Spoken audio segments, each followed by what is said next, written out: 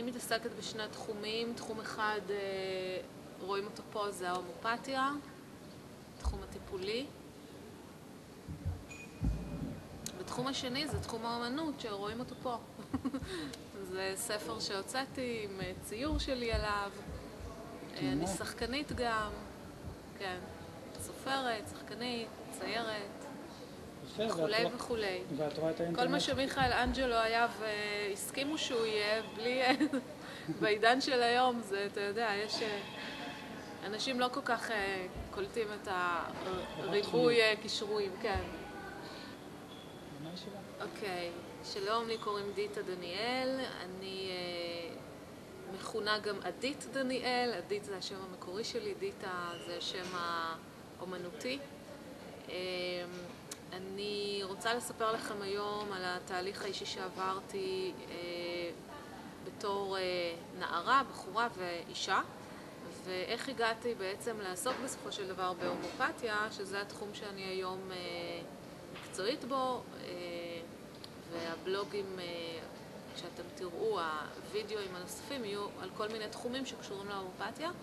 אני רוצה להתחיל קודם עם התהליך האישי שלי, שאותו גם כתבתי בספר שאתם רואים כאן, הספר שנקרא סודות לבנים.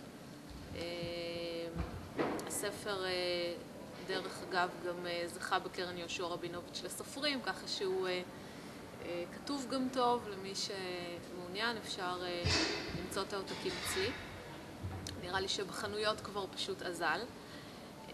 אוקיי, הסיפור האישי שלי הוא כזה של נערה שסובלת מהפרעות אכילה.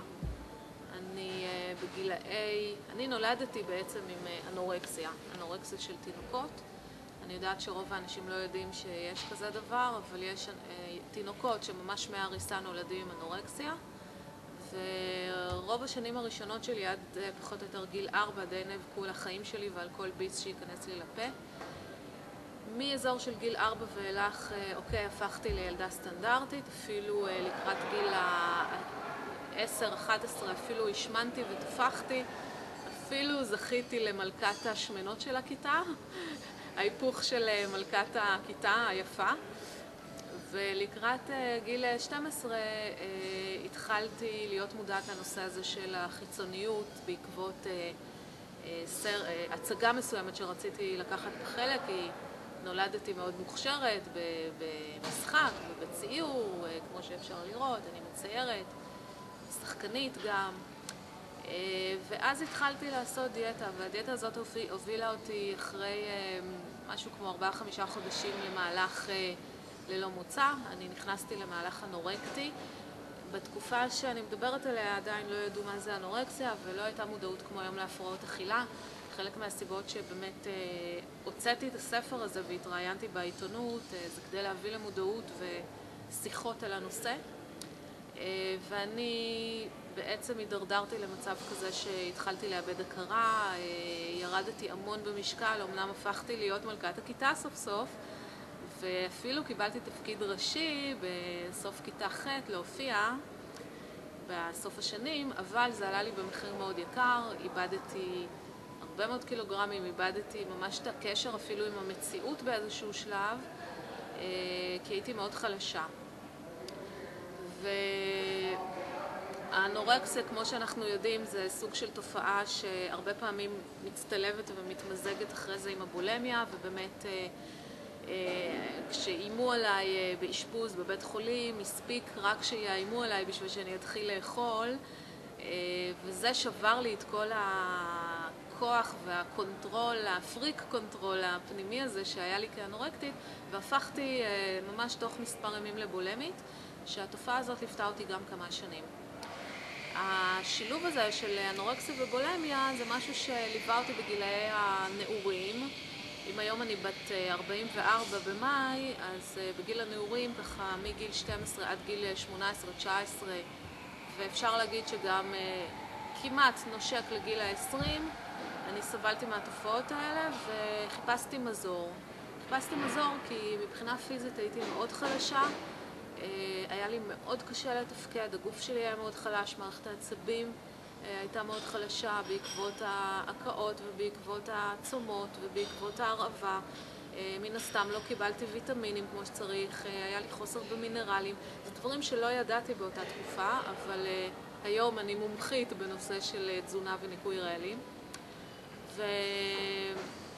ואז חיפשתי מזור והגעתי להומאופתיה. הגעתי בצורה מקרית, אבל אומרים שאין דבר כזה מקרה, ביקום הכל קורה בצורה מכוונת. הגעתי להומאופת הראשון שבאמת הראה לי שיש משהו בהומאופתיה שאני צריכה ללמוד כדי להציל את החיים שלי, ובוודאי צריכה לעבור טיפול כדי להציל את החיים שלי. והתחלתי לחפש הומאופתים שיעזרו לי בדבר הזה, ועברתי מהומאופת אחד לשני, כי לא כל כך עזרו לי. בסופו של דבר הגעתי למצב שבו החלטתי ללמוד את זה כדי לעזור לעצמי. ובתחילת שנות ה-24-23 התחלתי ללמוד הומאופתיה, ומקץ 4 עד 6 שנים סיימתי ויש לי די הרבה תעודות בתחום.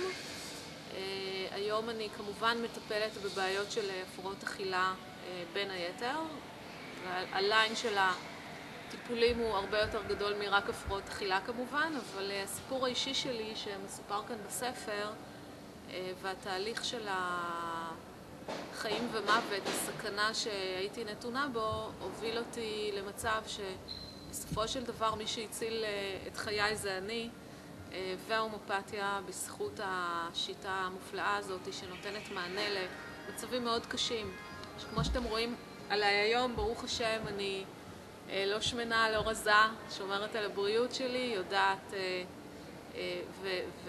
ויודעת את כל הרזים והחוכמה והסודות שיש בנושא של תזונה ובריאות, ואשמח מאוד כמובן לעזור לכל מי שמתחבר ככה לסיפור האישי, ומעבר לסיפור האישי לכל מי שיש לו סיפור אישי משל עצמו שמחפש עזרה. אתם תשמעו אותי מדברת בשאר הווידאוים על כל מיני בעיות נוספות שאפשר להיעזר בהם בעזרת ההומאופתיה.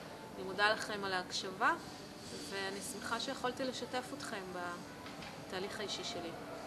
תודה ולהתראות.